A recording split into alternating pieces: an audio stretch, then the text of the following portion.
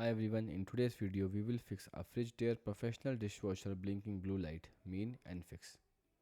So the fixed one, you can door not closed properly. Open the dishwasher door fully, check if anything is blocked the door like utensils or rack, then close the door firmly until you hear a click. Then start the cycle again and see if the blue light stop blinking.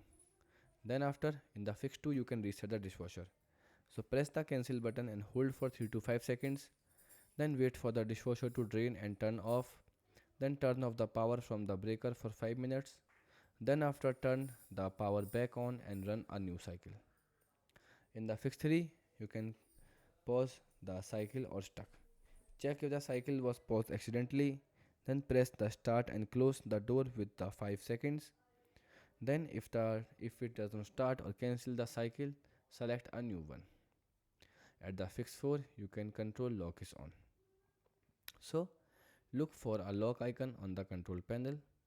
Press and hold the control lock button for 5 seconds. Then wait until the lights stop blinking. Goodbye.